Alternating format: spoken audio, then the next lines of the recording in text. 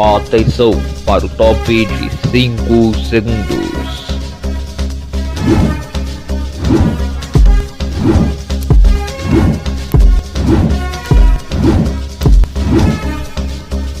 No ar, um campeão de audiência no seu ponto da notícia.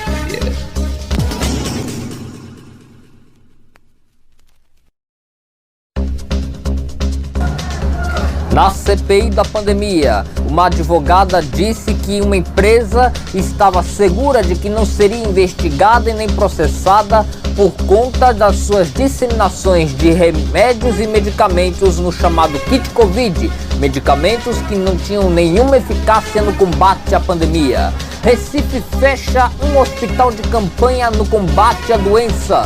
Você vai ver também, a Espanha decreta a Ilha de La Palma como zona de desastre após uma nova erupção do vulcão Cumbre Vieja destruir parte da cratera.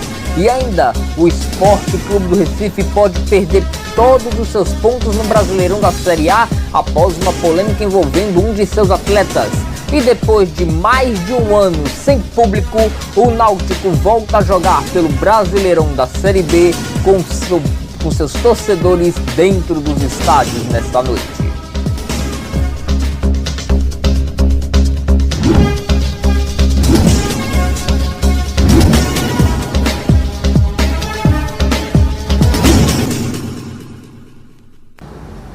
Boa noite para você. Hoje a CPI da pandemia ouviu Bruna Namorado, advogada que representa todos os médicos que passaram pela rede de planos de saúde Prevent Senior, acusada de divulgar e também de distribuir remédios ineficazes no combate ao novo coronavírus, no chamado kit Covid. Em um trecho do seu depoimento, que foi cercado de polêmicas, de confusão, de bate-boca, Bruna disse que a Prevent Senior teria total certeza de que não seria investigada nas supostas irregularidades sanitárias por conta de seu apoio um apoio implícito por parte do governo federal, já que o ato da Prevent Senior em distribuir o chamado kit Covid era também para agradar o governo federal, que durante o auge da pandemia no ano passado apoiou gradativamente o uso de medicamentos ineficazes no combate à Covid, como por exemplo o uso da hidroxicloroquina. Veja esse trecho quando ela disse isso. Então, a Prevent Senior ela viria como uma espécie de uma chancela para a ação negacionista do governo federal. Exatamente, senadora. As informações que eu tive são essas, de que ela iria validar, chancelar aquelas informações que haviam sido propagadas, fornecendo dados contundentes com a possibilidade de tratamento ou cura da Covid-19. Doutora Bruna, ministro, você fez uma referência, inclusive, do gabinete paralelo, não apenas em relação ao Ministério da Saúde, mas também ao Ministério da Economia. Como era que se dava isso? Havia, por exemplo, membros integrantes do Ministério da Economia que faziam essas conversas também com a Prevent Senior? Senadora, eu desconheço essa informação. A informação que chegou até mim foi a seguinte, que eram assessores que estavam alinhados com os interesses do Ministério da Economia. Em nenhum momento eu recebi nenhuma informação que descrevesse nome ou participação dessas pessoas. Era um alinhamento com relação aos interesses desse ministério. Ou seja, você acredita que não havia apenas no gabinete paralelo relação com o Ministério da Saúde, mas também com o Ministério da Economia? As informações que eu tive é que naquele momento, o momento em que eu recebo essas informações, que é entre março e abril de 2020, o alinhamento dos assessores era justamente porque o Ministério da Saúde ele estava andando numa linha contrária aos interesses do governo federal. E aí era necessário que o governo federal recebesse assessoria desses médicos, dessas pessoas que tinham esse tipo de alinhamento, mas eu não tenho como fornecer outros nomes porque eu realmente não recebi e não tenho essas informações. Doutora Bruna, na saída do Mandetta, nós tivemos o Taixe, na sequência que fez a substituição do Mandetta. E o Mandetta, exatamente no dia 31 de março, ele, em uma das entrevistas que ele sempre dava com frequência, quase que diariamente falando com a população brasileira, ele traz uma denúncia muito séria no momento que era, inclusive, de possibilidade de intervenção no hospital lá da Prevent Senior, porque das 120 mortes no estado de São Paulo, 80 vieram diretamente de lá. O que nós tivemos logo na sequência, no prazo exatamente de 48 horas aproximadamente, nós tivemos uma mudança protocolar no protocolo do Conselho Federal de Medicina em relação a esse atendimento, mais especificamente em relação, por exemplo, ali à autonomia médica. Você também tem alguma informação nesse sentido? E se ao mesmo tempo também, por exemplo, a Rede Prevent Senior manteve contato com o ministro posterior, que no caso foi o Tachi, se havia, por exemplo, neste exato momento aí, que foi precisamente no mês de março, no mês de abril, essa conversa também com o ministro que o sucedeu? Você tem alguma informação desse processo inteiro? Porque ele faz uma denúncia em relação à Prevent, 2 semanas depois ele é demitido, né? Você chega com um novo ministro, você tem informação do que aconteceu precisamente nesse período?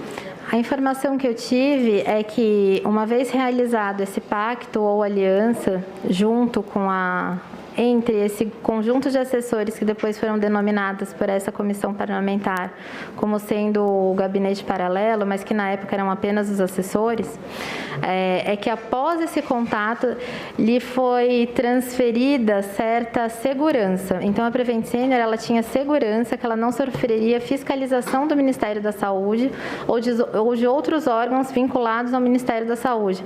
Inclusive foi essa segurança que fez nascer neles o interesse de iniciar um protocolo experimental, cientes de que não seriam devidamente investigados ou averiguados pelo Ministério. A partir de hoje, pessoas acima de 60 anos estão autorizadas a receber a chamada dose de reforço ou terceira dose da vacina contra o novo coronavírus. A campanha de vacinação estava vacinando em terceira dose o grupo de pessoas que tinham idade a partir dos 70 anos. O Brasil agora vai começar a vacinar em terceira dose os seus brasileiros com mais de 60 anos. Bom, de acordo com os dados do Conselho Nacional de Secretarias de Saúde, em parceria com a CNN Brasil, nas últimas 24 horas o país registrou 793 mortes e 15.395 novos casos de novo coronavírus no Brasil. No total, a gente já tem 595.446 mortes provocadas pela doença e 21.381.790 diagnósticos positivos de Covid desde o começo da crise pandêmica em território nacional. Vamos agora aos números dos leitos de UTI na rede pública de Pernambuco e do Recife. Hoje, o estado de Pernambuco registrou 12 mortes e novos 342 casos confirmados de novo coronavírus. Bom, hoje, por sinal, o Recife fechou um hospital de campanha que estava em funcionamento na Rua da Aurora, área central da cidade, por conta justamente dos baixos índices de infecções por conta da Covid. Por exemplo, leitos de UTI, a taxa de ocupação dos leitos de UTI do Recife é de 50%. Nos leitos de enfermaria não tem absolutamente nenhum. A chamada sala vermelha, que é onde ficam os casos críticos de pacientes, tem 9,52% de ocupação. Os leitos de observação não tem nenhum registro de pessoas utilizando esses leitos com a Covid. O total, temos aí uma taxa de ocupação na capital pernambucana de 13,4%. Se a gente partir para os números da rede estadual, os leitos de UTI da rede pública chegam a uma taxa de ocupação equivalente a 43%. Na rede privada, o número é de 40%. Os leitos de enfermaria na rede pública têm uma taxa de ocupação menor ainda por pacientes com Covid-19, 35%. E na rede privada, 26%. UTI e enfermaria juntas somam 39% de ocupação de pacientes com Covid-19. Na rede privada, este número chega a 34%. Ou seja, em Pernambuco a pandemia já está regredindo, porém ainda seguimos com números significativos de infecções e de mortes provocadas pela doença. Com os 312, perdão, não são 342, são 312 casos confirmados nas últimas 24 horas, mais 12 mortes, Pernambuco agora soma 19.712 óbitos e 53.954 diagnósticos positivos de Covid-19 registrados pela Secretaria de Saúde do Estado de Pernambuco. O índice da Bolsa de Valores de São Paulo caiu 3,03% hoje, cotado na casa dos 110 mil pontos, com rendimento equivalente a 33 bilhões de reais. O motivo da queda seria por conta das instabilidades internacionais, principalmente quando se envolve a questão econômica chinesa, já que a grande empresa da construção civil da China, a Evergrande, está incerta se vai conseguir pagar ou não a sua dívida bilionária que tem. Além, claro, da instabilidade político-econômica aqui do Brasil. O dólar disparou e subiu, chegando a ser cotado neste momento a R$ 5,42.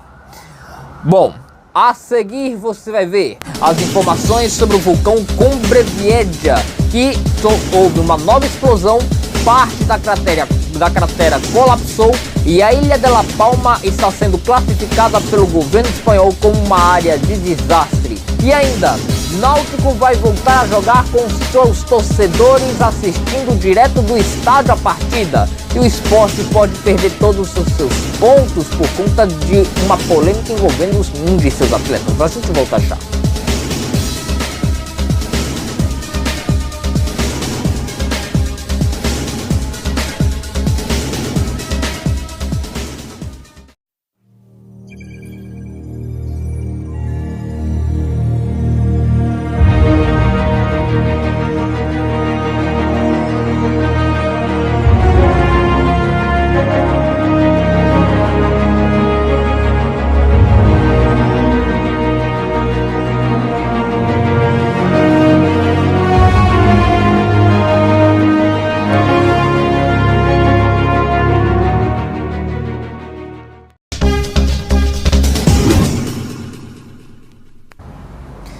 (35 dos 39 mineiros que ficaram soterrados dentro de uma mina pertencente à mineradora brasileira Vale, no Canadá, foram resgatados. Os outros 4 seguem embaixo dentro da mina e a operação de resgate segue para retirar os 4 últimos mineiros que estão dentro da mina.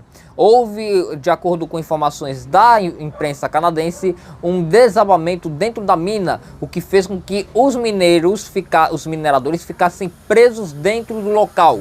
E eles estariam sendo resgatados aos poucos, já que as condições até geográficas da região são bastante complicadas. Bom, a Espanha classificou a Ilha de La Palma como uma zona de desastre após uma nova erupção do vulcão Cumbre Vieja destruir parte da cratera. Uma parte da cratera teria desmoronado, teria colapsado, fazendo assim com que a lava continue a ser despejada de maneira mais intensa. Novos vilarejos estão sendo esvaziados e a ilha está sendo cada vez mais consumida pela lava, que vai consumindo todo o território da ilha, que vai chegando até o mar consequentemente. Vários pontos e várias casas teriam sido destruídos por conta da lava, que não tem previsão para interromper este despejo por parte do vulcão Cumbre Vieja. Bom, depois de se despedir da Série C do Campeonato Brasileiro, após ser rebaixado como lanterna, o Santa Cruz está avaliando a possibilidade de demitir o técnico Roberto Fernandes. A reunião, que envolve o presidente e diretores do clube, deverá acontecer amanhã para oficializar a demissão de Roberto Fernandes, de acordo com informações da Rádio Jornal. Bom, o Sport Clube do Recife está numa situação pior ou até semelhante. Por quê? O clube, que é vice-lanterna da Série A do Campeonato Brasileiro com apenas 17 pontos, está prestes a perder todos esses pontos já conquistados por conta de uma irregularidade. O jogador Pedro Henrique, que disputou até pouco tempo a Série A do Campeonato Brasileiro pela camisa do Internacional do Rio Grande do Sul, foi contratado pelo Sport no fim de agosto e atua na delegação do time rubro-negro pernambucano e inclusive jogou o último jogo com o Sport, que jogou contra o Fortaleza na Arena de Pernambuco, onde o Fortaleza saiu vencedor. De acordo com a Justiça Desportiva, a atitude do jogador Pedro Henrique de ser escalado de forma completamente irregular pode fazer com que o Sport sofra esse tipo de punição. Apesar disso, o regulamento da CBF e do Campeonato Brasileiro são bastante distintos, o que dificulta o entendimento até mesmo dos juristas especializados nessas questões esportivas. Infelizmente, o jeito agora é aguardar. Pouco mais de 2.000 ingressos já foram vendidos para os torcedores do Náutico assistirem a partida Náutico e CRB, que acontece esta noite na Arena de Pernambuco pelo Campeonato Brasileiro da Série C. O Timbu pernambucano tem 35 pontos, que começou o Brasileirão, ficou bom tempo líder, hoje agora está na outra parte da tabela do Campeonato Brasileiro da Série B, já se aproximando ali da zona de rebaixamento. O time, que voltou a ser comandado por Hélio dos Anjos, encara esta volta, do público, volta do Hélio dos Anjos na Arena de Pernambuco. É uma oportunidade para o time mostrar talento, mostrar competência para voltar a vencer, mostrar a sua força e sua garra. A partida está prevista para começar por volta das 9h30 da noite, como eu disse, na Arena de Pernambuco, em São Lourenço da Mata. E o resultado dessa partida você vai ter na edição de amanhã do Expresso, que hoje fica por aqui. Para você, uma ótima noite. E até amanhã, se Deus quiser.